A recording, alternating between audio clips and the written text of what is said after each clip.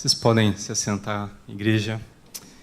E, por favor, abram comigo a palavra de Deus, já deixem aberto aí o Salmo de número 46, um salmo muito querido, muito conhecido de todos, Salmo de número 46. Nós temos caminhado neste mês uma série de mensagens intitulada Em Tudo Dai Graças, onde nós somos chamados a relembrarmos tudo aquilo que Deus tem feito em nossas vidas, a começar principalmente pelo bem mais precioso, que é o fato de o nosso Deus, o nosso Criador, Ele nos ter feito, Ele ter sustentado as nossas vidas e estar sustentando cada detalhe, cuidando de nós. Ele promete isso, mostrando que Ele já fez isso em Gênesis, na criação. E a promessa dele é cumprida quando, mesmo ainda não tendo chegado o tempo, nós já podemos esperar. Nós temos essa esperança. Apocalipse 22, novamente, a criação é restaurada. O Deus que nos fez a sua imagem e semelhança, Ele consuma a obra dele em nossas vidas. E nessa manhã eu quero meditar com vocês nesse salmo que vai nos lembrar que nós devemos ser gratos a Deus, porque Ele, só Ele, é o nosso refúgio. Amém? Vamos ler? Salmo de número 46. Deus é o nosso refúgio e fortaleza, socorro bem presente nas tribulações. Portanto, não temeremos, ainda que a terra se transtorne e os montes se abalem no seio dos mares, ainda que as águas tumultuem e espumejem, e na sua fúria os montes se estremeçam. Há um rio, cujas correntes alegram a cidade de Deus, o santuário das moradas do Altíssimo. Deus está no meio dela, jamais será abalada. Deus a ajudará desde antemanhã. Bramam nações, reinos se abalam. Ele faz ouvir a sua voz e a terra se dissolve. O Senhor dos exércitos está conosco. O Deus de Jacó é o nosso refúgio. Vinde, contemplai as obras do Senhor, que assolações efetuou na terra. Ele põe termo à guerra até os confins do mundo. Quebra o arco e despedaça a lança, queima os carros no fogo. Aquietai-vos e sabei que eu sou Deus. Aquietai-vos e sabei que eu sou Deus. Sou exaltado entre as nações, sou exaltado na terra. O Senhor dos exércitos está conosco. O Deus de Jacó é o nosso refúgio. Eu acho que se eu e você nós estivéssemos vivendo numa situação de conflito, de zona de guerra, semelhante ao que está acontecendo hoje, nesse exato momento, lá na Ucrânia, lá na faixa de Gaza, entre Israel e Hamas, e tantos outros lugares, como pessoas, por exemplo, que vivem em zonas de favelas, áreas onde o Estado não atua, em nosso próprio país, que têm convivido com o terror nas suas vidas. Certamente, se nós estivéssemos vivenciando alguma dessas situações, nós iríamos desejar, aliás, encontrar um abrigo seguro, encontrar um refúgio poderoso, onde ali nada pudesse nos atingir, onde ali nada pudesse causar dano às nossas vidas. É interessante porque naqueles documentários que trazem para nós algumas curiosidades do mundo, você já viu já? 10 coisas que você precisa conhecer sobre a comida tal. 10 coisas que você precisa conhecer sobre tal assunto. Em determinado momento eu vi um documentário que falava sobre os 10 locais mais seguros do mundo. E o primeiro da lista é um bunker de guerra, um bunker localizado nos Estados Unidos, lá no estado do Colorado, chamado Bunker de Cheyenne. E lá, esse local ele foi construído com muitos detalhes impressionantes. Por exemplo, se houvesse uma guerra nuclear, porque aquele bunker foi construído na época da Guerra Fria, entre os Estados Unidos e a União Soviética. Então, se houvesse uma guerra nuclear, aquele bunker, aquele abrigo, aquele refúgio, ele seria capaz de proteger a pessoa que estivesse ali. Se uma bomba atômica fosse lançada e fosse uma bomba que tivesse o poder 10 vezes maior do que aquela que foi lançada na Segunda Guerra Mundial, naquele local, a pessoa estaria segura. Aquele bunker ele foi construído para ser uma verdadeira fortaleza, gente. Uma fortaleza que nem os terremotos conseguem abalá-lo. Ele foi construído sobre imensas molas, que permite que a terra trema ao redor, mas ali dentro tudo está estável, tudo está calmo, seguro. Esse bunker ele foi construído para suportar armas biológicas, armas eletromagnéticas, enfim. Se não bastasse isso, ele suporta coisas que nenhum outro lugar do mundo é capaz de suportar. Você acha que esse é o local mais seguro do mundo para estar? Numa catástrofe, no meio de uma calamidade? Certamente, meus irmãos. E quando eu olho para esse salmo, o salmo de número 46, que foi um salmo muito conhecido porque ele inspirou Martinho Lutero a escrever a canção chamada Castelo Forte, no meio de uma catástrofe, uma calamidade que estava acontecendo na vida dele, quando ele decidiu permanecer fiel à palavra de Deus e enfrentar a igreja da época. Ele escreve aquela música, Castelo Forte é o nosso Deus. Só Deus é a nossa fortaleza. Ele declara isso, mesmo tendo a sua vida em perigo, mesmo sendo perseguido de morte pelo poder mais poderoso daquela época.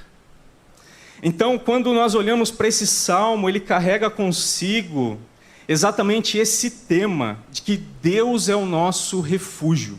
Só Deus é o nosso refúgio. É isso que Ele quer que nós entendamos. É isso que Deus quer falar ao nosso coração nessa manhã. E Ele fala dessa forma durante 3 vezes nesse salmo.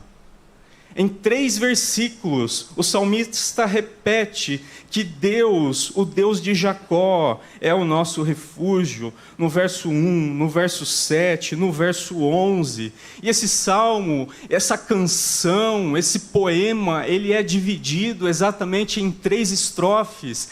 E essa frase de que Deus é o nosso refúgio é o que divide cada momento dessa canção. É como se o salmista quisesse inculcar, colocar raízes profundas dentro de nós, de que somente em Deus nós podemos confiar. Somente nele nós estaremos seguros. Não importa o que esteja acontecendo. Olhe para o verso 2, ele narra para nós um cenário, ele pinta um quadro para nós. E o primeiro desses quadros é que ele se vê envolto num lugar onde a terra está tremendo, há terremoto, os montes estão se abalando e estão caindo sobre os mares. Ele narra um cenário dos mais terríveis terremotos, da calamidade acontecendo ao seu redor, dele estando bem no centro do olho do furacão, onde todas as coisas à sua volta estão se abalando, onde a confiança está caindo por terra. Mas ele olha para o lado e tem mais. No verso 3, ele narra para nós como se fosse um maremoto, como se fosse um tsunami sendo gerado, aquelas ondas gigantes, o mar brama, as águas espumejam, a fúria do mar toca os montes e eles estremecem. Você já imaginou estar agora no local onde todas essas calamidades naturais estão acontecendo, o que aconteceria? O que seria de nós? A nossa vida, será que naquele momento seria ceifada? O que nós pensaríamos se estivéssemos vivenciando tais e tais angústias, tais e tais tormentos, tais e tais problemas que não há escapatória aos olhos humanos? Mas quando ele se vê no meio disso tudo, ele declara com toda a sua força: Deus é o nosso refúgio, Deus é o nosso refúgio poderoso, Ele é a nossa fortaleza, só Ele é. Meu irmão, minha irmã, o que tem acontecido na sua vida, na sua caminhada, você tem feito de Deus o seu refúgio, você tem descansado nele, você tem confiado de que nele você está protegido. Deus é mais seguro do que qualquer bunker de guerra. Ah, sim, Ele é. Mesmo que caísse uma bomba atômica aqui, se Deus quisesse, se Ele estendesse a sua mão sobre nós, nada, absolutamente nada aconteceria. Eu e você somos levados nessa manhã a sermos gratos a Deus, porque Ele é o nosso refúgio poderoso. E essa palavrinha, refúgio, aliás, essas duas palavras, né, refúgio e fortaleza, no verso 1, a palavra fortaleza, ela é sinônimo de poder. Ela significa, no original, um poder violento, um poder que ninguém pode contra ele. Então, ela dá mais ênfase ao nosso abrigo seguro, ao nosso refúgio que é Deus. Deus não é só um refúgio qualquer dentre os muitos que existem por aí, mas Ele é o único refúgio todo-poderoso, impenetrável, o nosso abrigo seguro, que mesmo que as coisas estejam ruindo ao nosso redor, nele nós estamos seguros. Mesmo que as coisas estejam desmoronando dentro de nós, no nosso trabalho, nos nossos relacionamentos, na nossa família, Deus continua sendo o único lugar que eu e você podemos correr e ali estaremos seguros. Não importa, não existe outro. Os nossos recursos, as nossas condições financeiras, a nossa conta lá no banco, a nossa habilidade, a nossa força intelectual, nada pode nos proteger. Somente Deus é o nosso refúgio todo-poderoso. É interessante porque esse salmo, que é feito de 3 estrofes, né, esse poema que é feito de 3 estrofes, ele também tem 3 pausas. Em algumas traduções da sua Bíblia, talvez na NVI ou na ARC, uma versão mais antiga da Almeida, ao final do verso 3 esteja escrito assim, Selá, que é exatamente o significado, uma pausa. Sabe como uma pausa entre as estrofes de uma canção, como uma pausa que nos faz assim, parar um pouquinho, recuperar o fôlego, olhar para aquilo que já foi dito anteriormente. Então, esse salmo faz isso com a gente. E aqui é a primeira parada. Deus quer que eu e você nessa manhã saibamos que nós devemos ser gratos a Ele, porque Ele é um refúgio todo-poderoso. Ainda que exista uma calamidade ao seu redor, nele, só nele, você está seguro. Mas ele continua, por que nós devemos ser gratos a Deus? Porque que Deus é o nosso refúgio todo-poderoso. Então, dos versos 4 até os 7, ele nos conta a raiz do problema. A gente não tem como precisar mais ou menos em que época ou o que estava acontecendo para que o salmista compusesse essa canção. Mas algo terrível estava acontecendo. Uma situação muito ruim na vida do povo de Deus. O verso 6 diz que nações bramam contra o povo de Deus. Reinos têm se abalado. E isso já aconteceu na história de Israel, no Antigo Testamento, por inúmeras vezes. Mas tem uma situação muito especial, que para mim é uma das mais marcantes. No capítulo 18 e 19 de 2 Reis, lá se narra, onde o reino da Síria, através do seu rei Senaqueribe, ele se levanta e ele começa a destruir muitas nações sobre a terra. O Egito é uma delas, Síria, enfim, todas as outras nações ao redor de Israel estão sendo destruídas, saqueadas por aquele império poderosíssimo. E esse rei então chega até Israel e ele toma o reino do norte. E lá aquele reino é levado para a Síria. E então, se não bastasse, ele começa a avançar contra Judá, para chegar em Jerusalém, a capital. E então ele começa a tomar as cidades ao redor de Jerusalém. E aí então, depois disso, ele envia mensageiros ao rei Ezequias, para que esses mensageiros dissessem ao rei a seguinte coisa: Rei, perceba uma coisa, ninguém aqui, nem você, pode contra mim. Rei Ezequias, as outras nações que confiaram nos seus deuses não se sustentaram diante do meu poderio. Portanto, rei Ezequias, em quem você vai confiar? Você vai confiar no reino do Egito, aquele reino caído? Você vai confiar no seu Deus? Veja bem, veja o que aconteceu às outras nações. Esse rei, orgulhosamente, arrogantemente, ele encurrala o rei Ezequias, que naquele momento fica amedrontado, e manda procurar o profeta Isaías. E o profeta Isaías então diz para ele: confia no Senhor.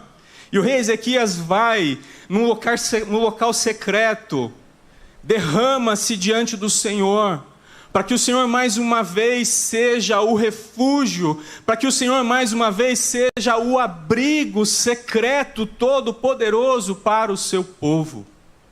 E essa é a situação que nós podemos imaginar que está acontecendo aqui, porque a cidade está sitiada. Os versos 4 a 7 narram que a cidade de Jerusalém, colocada num local elevado sobre os montes, quase que impenetrável, ela está sitiada por um exército poderoso, que já destruiu muitos outros povos ao seu redor. E naquele momento, esse povo, ele só tem a uma pessoa a recorrer, que é o seu Deus. E não é interessante porque as nossas vidas é assim. A gente espera chegar no fundo do poço. A gente espera não ter mais saída, não ter mais solução, para daí nós declararmos a nossa confiança a Deus, para daí nós buscarmos a Deus com intensidade. Parece que é quando nós estamos cercados pelos problemas da vida, é que o nosso coração pecaminoso, duro, reconhece que só Deus é o nosso abrigo, que Ele tem sido o nosso refúgio ao longo dos tempos, ao longo das eras, que só nele nós podemos confiar. E é interessante, porque a causa daquela cidade, da Jerusalém, da cidade de Deus, como é descrito no verso 4, não ser destruída, sabe qual que é? Além de Deus ser o nosso abrigo, Ele é Deus conosco. Deus está no meio dela. Verso 5, jamais será abalada. Deus a ajudará desde anteamanhã. Gente, o Deus que nos fez lá no Gênesis, o Deus que vem nos encontrar lá no Apocalipse 22, o Deus que nos sustenta nesse período entre o começo e o fim, esse Deus que é o nosso abrigo nesse período do começo ao fim, esse Deus que tem cuidado fortalecido, sustentado as nossas vidas. Ele não só faz isso, mas Ele derrama a sua promessa mais preciosa sobre nós: a sua presença, a sua companhia. Deus quer estar conosco. Deus tem procurado a nós. Ele tem feito isso ao longo dos tempos. E Ele fez isso de uma forma perfeita e final em Cristo Jesus. O Emanuel, Deus conosco. Deus conosco para sempre. Ele prometeu: eu estarei com vocês até que a terra, que esse mundo passe. Deus conosco. A presença de Deus, o que nós cantamos aqui, somos raça eleita, propriedade exclusiva do Senhor. Deus conosco. Talvez nós temos desejado estar com tantas pessoas. Talvez eu e você, como muitos aqui, jovens, adolescentes, ou não importa a geração, já foi rejeitado na sua vida por pessoas, por amigos, por familiares, por pessoas que você nunca imaginou ser abusado. Mas Deus, Ele diz para mim e para você: Ele é conosco. Deus é comigo. Deus é contigo. Deus é com o seu povo. Deus caminha conosco. Ele está no nosso meio. A sua presença é real. A sua presença caminha conosco fora dessas quatro paredes. Ele caminha conosco, Ele vai à frente de nós. Ele vai à frente de nós, Ele nos ajuda. Ele nos socorre. Deus é o nosso refúgio, porque Ele faz tudo por nós. Ele faz tudo por nós. Porque Ele está conosco. Pode acontecer o que acontecer, meu irmão. Pode o mundo cair ao seu redor. Não importa. Ele é com você. Ele é contigo. Ele é comigo. Ele é com o seu povo. E aqui é o segundo motivo de gratidão nesse salmo, dos versículos 4 a 7. Deus está conosco. Quer coisa melhor? Deus está conosco. Pecador miserável como somos, Deus está conosco. Carregou os nossos pecados para estar conosco, para satisfazer a ira de Deus, a justiça perfeita de Deus. Deus está conosco. Não nos olha mais como inimigos. Não nos olha mais como servos e escravos, mas nos olha agora como filhos e filhas amados em Cristo Jesus. Nos olha agora como cordeiros, como nos fazendo agora parte da sua família, na qual nós podemos chamar o nosso Senhor, o nosso Mestre, o nosso Salvador, o Messias prometido, de nosso irmão mais velho, que intercede por nós, que é o nosso advogado perante o Pai, contra as acusações do diabo, de Satanás. Nada, como o pastor Jonatas pregou aqui no domingo à noite passado, nada, nenhuma condenação há agora sobre aqueles que estão em Cristo Jesus. Esse é o evangelho da graça bendita de Deus. É isso que nós estamos aqui agradecendo nesse mês, a graça de Deus, que é o nosso refúgio poderoso. Em segundo lugar, a graça de Deus, que é o nosso Deus conosco. E dos versículos 8 até o 11, é um convite.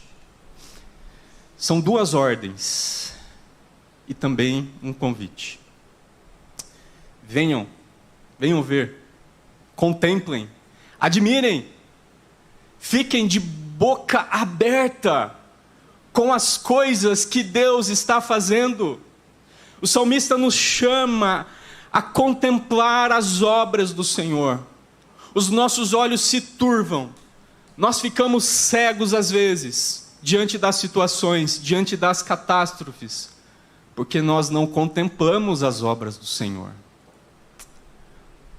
Verso 8: venham e vejam, venham, se admirem com as obras do Senhor.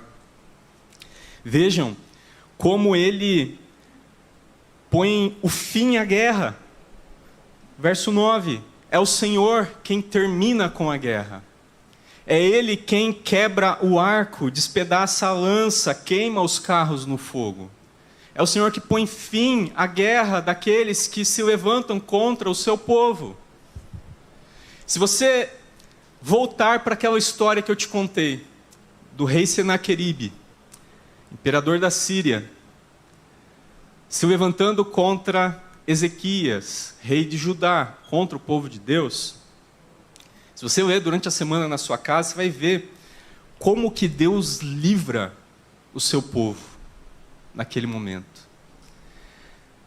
A história diz que haviam mais de 185 mil homens armados até os dentes, com as melhores armas de guerra disponíveis naquela época. E quando o rei se humilha diante do Senhor, quando o profeta invoca o favor de Deus, a aliança que Deus tem com o seu povo, então algo acontece. Naquela história diz que Deus envia um anjo, e esse anjo visita o arraial do acampamento inimigo, e numa só noite, o Senhor destruiu aquele exército. Mais de 185 mil homens foram mortos, que haviam se levantado contra o próprio Deus. Não contra o povo de Deus, mas contra o próprio Deus. Porque esse texto nos ensina isso, que nós podemos contemplar aquilo que Deus faz por nós, não o que nós fazemos por Deus, não o que nós aconselhamos Deus a fazer, mas aquilo que Deus faz por nós. Deus batalha as nossas guerras, Deus vai à frente com o seu exército. Ele é, como diz esse texto, o Senhor dos exércitos. Ele batalha as nossas guerras. Então, a quem temeremos? Então, o que nos resta? O que nos resta fazer? Se você está em meio ao caos e à calamidade, um exército gigantesco está te sitiando, acampado ao seu redor, você sabe que não dá para escapar. Você sabe que a fúria desse exército, o salmista representa aqui, ele pinta esse quadro como se fosse as maiores de todas as catástrofes naturais. E mesmo assim, Deus governa sobre as catástrofes naturais. Mesmo assim, esse texto nos ensina que Deus governa sobre as catástrofes políticas e sociais do mundo. Deus governa. Deus é o nosso abrigo, é o nosso refúgio. Não é partido A, B, não é ideologia C, D e E. Deus é o nosso refúgio em meio a todo o caos. Então, sabendo disso, esse texto, nessa terceira estrofe, dos versículos 8 a 11, me ensina uma terceira coisa. Que eu tenho que ser grato a Deus, porque em Deus, só em Deus, eu posso descansar. Olha para o verso 10. Aquietai-vos e sabei que eu sou Deus.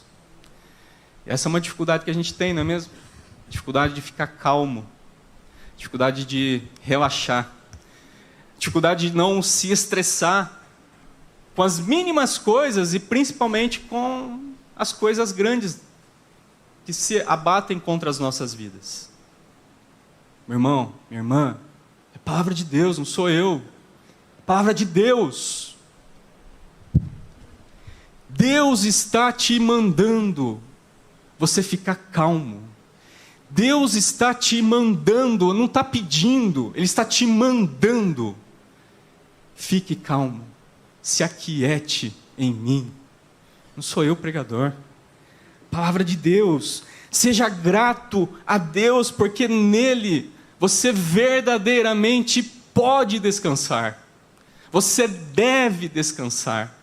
Ele já se revelou, já se mostrou diversas vezes o porquê. Olhe para as obras dele. Ele é o seu refúgio todo-poderoso. Não há outro. Não há outro. Nele nós podemos descansar. É Ele quem luta por nós. É Ele quem luta as nossas batalhas. Nele nós podemos descansar. Ele está conosco. Deus está conosco. Então, nós podemos descansar. Queria te convocar nessa manhã, nesse momento, a você entregar a Deus aquilo que tem trazido tribulação na sua vida, como diz o início do texto, que Deus é o nosso socorro bem presente nas tribulações. Gente, vamos entregar para Deus? Feche seus olhos, entregue para Deus o que tem trazido tribulação para o seu coração, o que tem se levantado contra você como algo terrível, em que não há saída, como uma catástrofe natural do tamanho de um terremoto, do tamanho de um tsunami, não dá para sair vivo dali. O que tem tirado a sua paz, entregue para Deus nesse momento, mas entregue e confie, entregue e abandone nas mãos dele.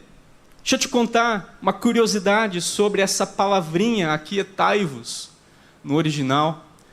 Na verdade, o sentido dela, se fosse traduzido assim ao pé da letra, seria deixar sozinho, abandonar, sabe? Tipo assim, algo que eu pego aqui, eu preciso me aquietar disso aqui. Eu vou deixar isso aqui sozinho, lá no canto. Vou deixar lá, eu vou abandonar lá, não vou me lembrar daquilo mais. Porque aquilo já não está mais nas minhas mãos, já não me pertence mais. Aquiete-se, abandone aquilo que tem te trazido aflição nas mãos do Senhor. Deixe nas mãos dele, só dele, e confie que o mais ele fará. Não tente tirar das mãos de Deus, nós temos essa capacidade, não é mesmo? Eu deixo lá um tempo, passou um tempo, acho que Deus já se esqueceu disso. Vou dar meu jeitinho. Vou tentar resolver da minha forma. Não. Abandone, largue nas mãos de Deus, porque você sabe, como diz aqui o salmista, que Ele é Deus, que Ele é exaltado entre as nações, exaltado na terra. O Senhor dos exércitos está conosco, o Deus de Jacó é o nosso refúgio. Amém? Você vai largar na mão dele? Você já deixou na mão dele? Então, persevere, não tente tomar da mão dele de volta. Amém? Gente, esse salmo é um dos salmos mais lindos, né? E é um salmo que me acompanhou por alguns anos, assim, de eu voltar a visitar, de eu ler, estudar. E é muito legal esse salmo. É um dos salmos que mais confortam o meu coração. Que eu espero que você tenha compreendido ele melhor nessa manhã. Que Deus tenha se revelado melhor e mais para você como um refúgio todo-poderoso. Um abrigo mais seguro do que qualquer bunker de guerra. Se lembrando de algo essencial, que Ele fez isso por nós. Ele se fez o nosso abrigo.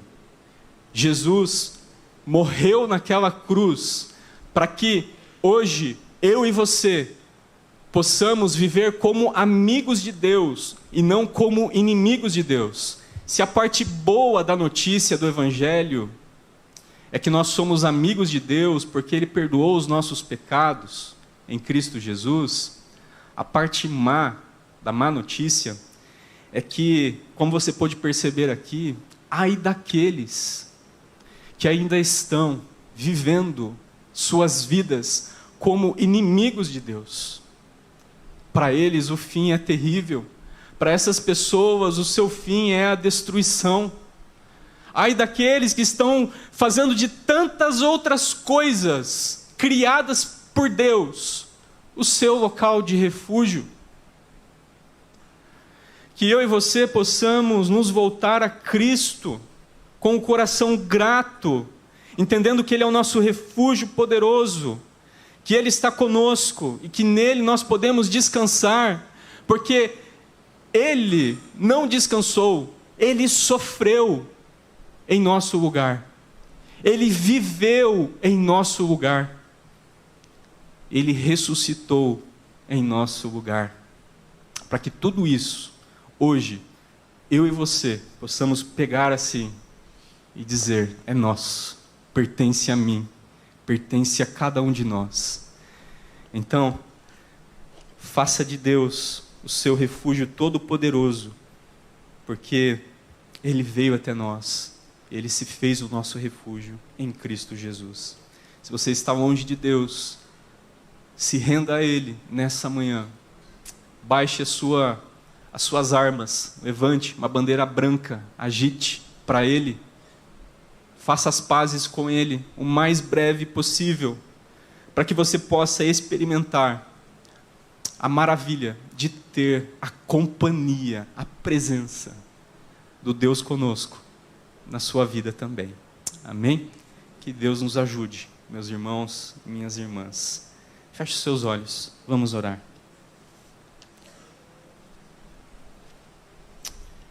Pai, nós te louvamos nessa manhã com o coração grato, porque somos relembrados de algo tão lindo, de algo tão maravilhoso para as nossas almas, que o Senhor, só o Senhor, é o nosso refúgio todo-poderoso. Ó Pai, o Senhor é o nosso socorro bem presente nas tribulações. Ó Pai, o Senhor, ó Pai, mesmo que o mundo caia ao nosso redor, o Senhor continua sendo o nosso refúgio. Mesmo que as pessoas poderosas nos persigam, mesmo que estivermos, ó Pai, estejamos vivendo, ó Pai, em meio ao caos, ó Pai, na nossa família, no nosso trabalho, ó Pai, nos nossos relacionamentos, o Senhor está conosco. O Senhor está conosco não por causa de nós, mas por causa de Cristo Jesus, que vive em nós. Muito obrigado, Pai, porque sabendo disso, nós somos chamados a olhar as Tuas obras, a ficarmos admirados, aquilo que o Senhor tem feito no meio do Teu povo ao longo da história. Ó Pai, porque somos chamados a descansar em Ti, a abandonar as nossas aflições em Tuas mãos. Pai, nos ajuda, somos fracos. Ó Pai, somos frágeis, precisamos de Ti, em nome de Jesus. Amém.